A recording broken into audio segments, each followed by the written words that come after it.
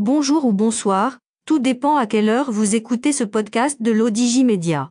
Notre chroniqueur de l'ODJ, Jamal Ajam, partage son avis et ses réflexions dans un article qu'il a intitulé « 8 mars, n'en déplaise aux sexistes ».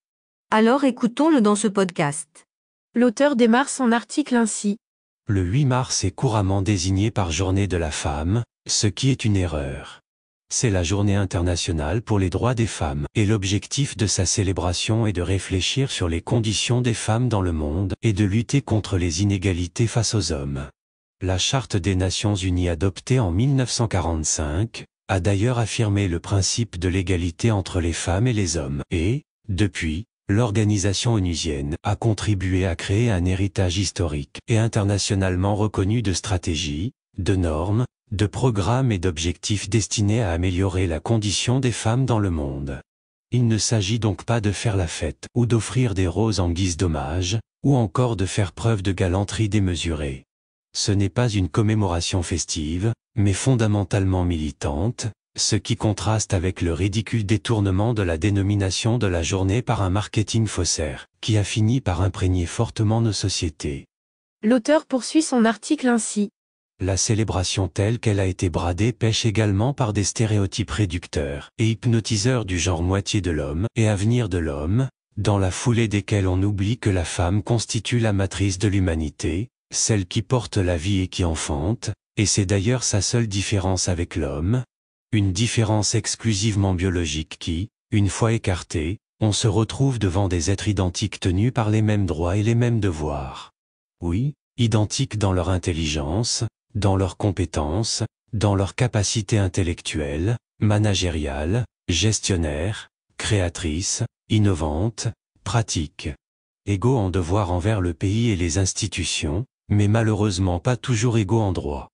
Pourtant et malgré tout, à l'aune des riches expériences d'exercice de la responsabilité par la puissance féminine, on réalise à quel point l'avenir est en passe de devenir l'apanage de la femme.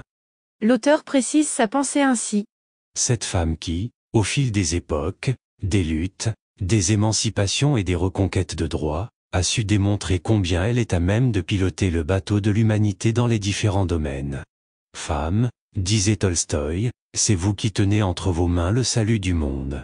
Devant ce constat qui s'impose à tous, est méprisable l'inéquité en matière d'investissement de la vie politique et institutionnelle, d'autonomisation des femmes et d'inégalité salariale et d'accès à l'emploi.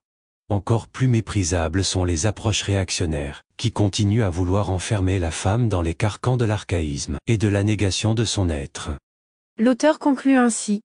De la même manière, est rejetable la façon par laquelle des opportunistes de tous bords matérialisent de plus en plus la femme et veulent en faire un objet de promotion et de marketing commercial, exploitant à outrance cette diffamation, qu'est le sobriquet sexe faible. Mais qu'à cela ne tienne tant que la femme incarne dans le fond l'avenir de toute l'humanité, n'en déplaise aux sexistes. Rédigé par Jamal Ajam et lu par l'intelligence artificielle de l'ODJ Média. Merci d'avoir écouté ce podcast de l'ODJ Média, ce bouquet de supports numériques, portail, magazine mensuel connecté, web radio et web TV. N'oubliez pas de télécharger notre application l'ODJ Mobile sur Play Store et de vous abonner à notre chaîne YouTube l'ODJ TV. Vous pouvez, aussi, nous suivre sur nos réseaux sociaux, Instagram, Facebook, TikTok, LinkedIn et Twitter. Ou encore, vous inscrire sur notre newsletter quotidienne à partir du portail lodj.ma. Alors, on se dit au prochain podcast de nos chroniqueurs. Et à très bientôt, si et seulement si vous le voulez bien.